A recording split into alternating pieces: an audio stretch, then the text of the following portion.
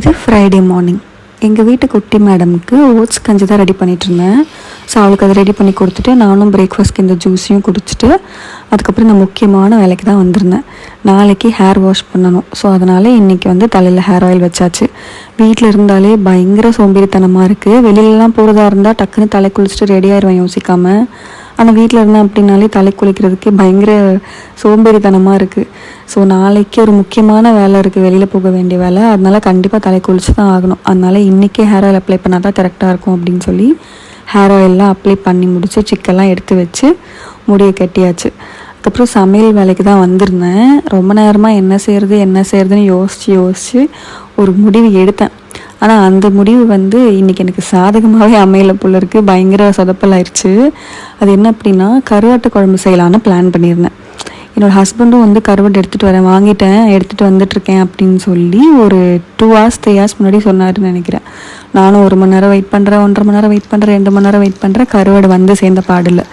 சரி, இதுக்கு மேலே வெயிட் பண்ணால் சமையலுக்கும் பண்ண லேட்டாயிரும், பசிக்கவும் செய்யும் அப்படின்னு சொல்லிட்டு நான் ஸ்டார்ட்டே பண்ணிட்டேன். எல்லாத்தையும் ரெடி பண்ணி வச்சுருந்தேன். தக்காளி வெங்காயம்லாம் கட் பண்ணி வச்சுருந்தேன். எனக்கு தெரிஞ்ச மெத்தடில் ரொம்ப சிம்பிளாக பண்ணலாம் தான் பிளான் பண்ணேன். ஆனால் அதுவும் பண்ண முடியாமல் போயிடுச்சு. ஏன்னா கருவாட்டு குழம்பு நான் பண்ணதில்லை இதுக்கு முன்னாடி. சாப்பிட்ணும் போல் இருந்ததுன்னு பிளான் பண்ணேன். ஆனால் கடைசி வரைக்கும் சேரவே இல்லைங்கிறதுனால கருவாட்டு குழம்பை கார குழம்பாக மாற்றியாச்சு. ஸோ இந்த குழம்புமே ரொம்ப டேஸ்ட்டாக தான் இருந்தது. ஏன்னா நான் லாஸ்ட்டாக ஃபைனலில் இந்த வெல்லம் கட்டி ஒன்று குட்டியாக ஆட் பண்ணியிருந்தேன். ஸோ அது ஒரு மாதிரி டேஸ்ட் என்ஹான்ஸ் பண்ணியிருந்துச்சு, நல்லா இருந்தது.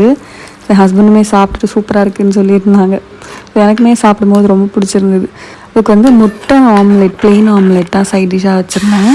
இந்த குழம்பு ஏன் இந்த கலரில் இருக்குங்கிறதுக்கும் ஒரு பின்னாடி ஒரு பேக் ஸ்டோரி இருக்குது. அது புளி ரொம்ப டார்க் கலரில் வாங்கிட்டு வந்துட்டாங்க, ரொம்ப கருப்பு கலரில் வாங்கிட்டு வந்துட்டாங்க. அது ஒரு மாதிரி மீடியமான கலரில் வாங்கணும் போல். ரொம்ப டார்க்காக இருக்கிறதுனால அது குழம்பே டிஃப்ரெண்ட்டான கலரில் இருக்குது எந்த குழம்பு செஞ்சாலும். ஸோ நான் சாப்பிட்டு முடிச்சுட்டு கொஞ்சம் வெளியில் போக வேண்டியிருந்துச்சா, ஸோ கிளம்பியாச்சு. எனக்கு எப்போவுமே ஒரு தாட் இருக்குது, என்ன அப்படின்னா, எப்போல்லாம் நான் முடிக்கு ஹேர் ஆயில் அப்ளை பண்ணுறனோ அப்போல்லாம் என் மூஞ்சி ரொம்ப டல்லாகிற மாதிரி எனக்கு ஒரு ஃபீல் இருக்கும். உங்களுக்கும் இந்த மாதிரி ஏதாவது தோணியிருக்கான்னு மறக்காமல் கமெண்ட்ஸில் சொல்லுங்கள். இன்னொரு வீடியோவில் மீட் பண்ணலாம். பாய்.